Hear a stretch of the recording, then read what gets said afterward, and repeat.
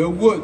And that's why, unless you're coaching, you're motivating, then that's different. But take it as a rule. Do you agree with me? Because some people say, well, I want to share with my friend, my best friend. We'll come to best friend soon. Now, what to share with others? You can share ideas to motivate and inspire. It's good. Interests and hobbies, you could. Knowledge and skills. In our Islam, in our religion, we were taught by the Prophet ﷺ, if you know something and somebody asks you, you should answer. Otherwise, it's very bad on the day of judgment. Allah will put a bridle of fire over your mouth because you didn't help when you could help. Man su'ila an ilm, whoever is asked about a knowledge, fakatama, and he keeps it for himself, aljamahu Allahu yawm al-qiyamati bilijami min nar, Allah will put a bridle of fire on him or her on the day of judgment. So it's good to spread knowledge, answer if you know somebody, whether it's math or religion or science or language, whatever, help, because Allah loves those who help. Now, we said we can't share, but sometimes we need help. I am not feeling good. You know, I was talking to an old man and his wife. They have been married, and this is true story. All I share with you, we are the people's people. They have been married for over 56 years. The wife said, I want to end the marriage. I said, 56 years? She said, I've been patient. He's always tense, irritated. He never appreciates. I said, but you waited 56? She said, I want to die in peace. I spoke to uncle, not a bad person, but he has a very bad temper. Like a child, very cranky. If the tea is not right, what is this? If the food is not warm enough, he gives her all kinds of attitude. She said, I can't.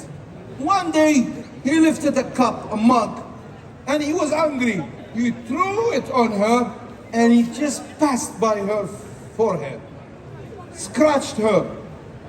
She said, that's it. This marriage must end.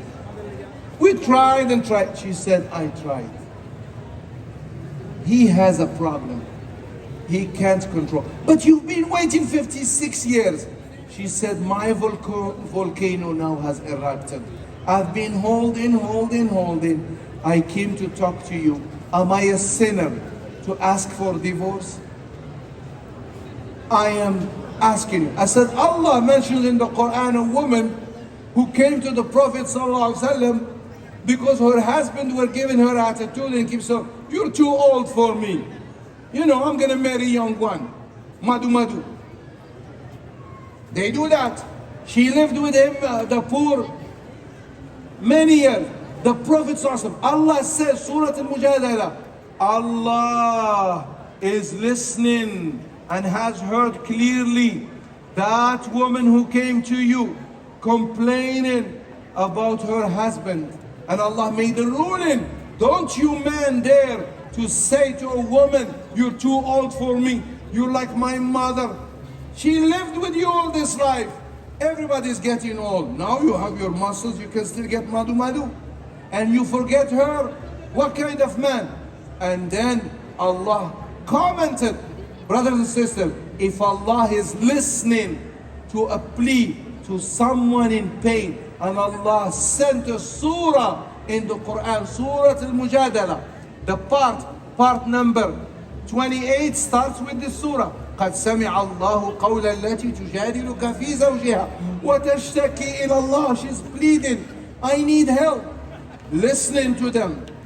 So, they ended up divorcing. 56 years of marriage. She said, I want to die in peace. My volcano has erupted. I just want to die in peace.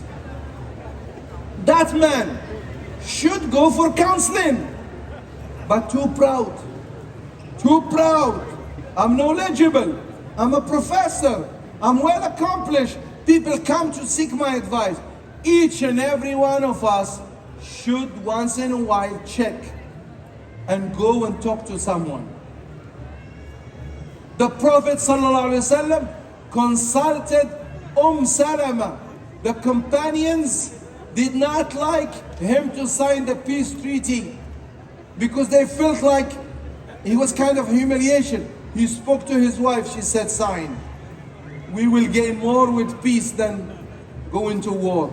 And he signed it. You never know where you can find a good advice.